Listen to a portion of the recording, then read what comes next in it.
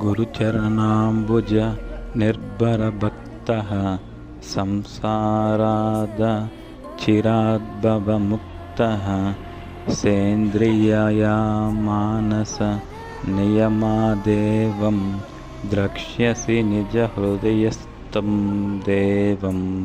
భజ గోవిందం భజ గోవిందం గోవిందం భజ మూఢమతే. గురుచరణ కమలములందు మిక్కిలి భక్తి గల ఓ సాధకుడా, ఈ సంసార బంధనాల నుండి శీఘ్రముగానే ముక్తి పొందుదువుగాక. నీ ఇంద్రియ మనస్సులను నియంత్రించి అదుపులో పెట్టిన వాడివై నీ హృదయంలోనే ఉంటున్న దేవదేవుని దర్శించుదువుగాక. గురువు మీద భక్తి, గురువాక్యములపై విశ్వాసము, గురు ఆదేశములు నెరవేర్చుటలో శ్రద్ధ, ఈ మూడు కలిగి ఉన్న శిష్యునికి ఆధ్యాత్మిక పురోగమనం చాలా సులువవుతుంది. విశ్వాసమే మానవుని యందు నిక్షిప్తమై ఉన్న ఒక మహత్తర శక్తి. గురువు చెప్పిన విషయం మనకు వెంటనే అవగాహన కాకపోయినా అతని భావనాగతి అనుసరించి యోచన చేస్తే తెలియ. గురువు యందు భక్తి విశ్వాసాలు లేని శిష్యుడు వచ్చి వెళ్ళిపోయే బాటసారిగానే మిగిలిపోతాడు.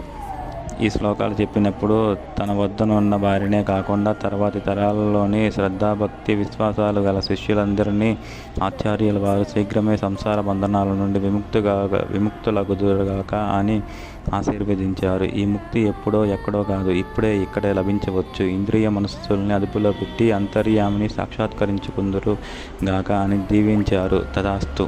ఈ భజగోవింద స్తోత్రము ద్వారా శంకరుల వారు నిగూఢమైన వేదాంత సూత్రాలను, జీవిత సత్యాలను మూఢులైన పామరులకు కూడా అర్థమయ్యే భాషలో, గేయ శైలిలో ఆబాలగోపాలము పాడుకునే రీతిలో చెప్పారు. మానవుడు సంసార వ్యవహారాల్లో, కామిని కాంచన వ్యామోహంలో, భార్య బిడ్డల బంధనాల్లో, ధన జన యవ్వన గర్భంలో, కామక్రోధ లోప మోహ ఆశపాశాల్లో చిక్కుకొని గమ్యం కానక అంధకారంలో కొట్టుకుంటున్నాడు.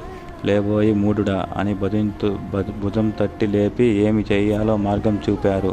సత్సంగం ద్వారా, గీతా సహస్రనామ అధ్యయనం ద్వారా, శ్రీవారి పాదసేవ ద్వారా, ఇంద్రియ మనోబుద్ధులను నిగ్రహం ద్వారా ఆత్మారాముని దర్శించి తరించుమని ఉపదేశించారు. నీ సమయం ఆసన్నమవుతుంది. ఇక వ్యర్థపు ఆలోచనల్లో, వ్యవహారాల్లో కాలక్షేపం చేయడానికి వ్యవధి లేదు. సుమా లే, తొందరపడు, ఇప్పుడైనా గోవిందుని భజించు, శరణు వేడు నా వెర్రి నాయనా అని అత్యంత ప్రేమాదరలతో మనందరినీ మందలిస్తున్నారు జగద్గురు శ్రీ శంకరాచార్యుల వారు. భజ గోవిందం భజ గోవిందం గోవిందం భజ మూఢమతే. సంప్రాప్తే సన్నిహితే కాలే నహి రక్షతి డుక్రిన్ కరుణే.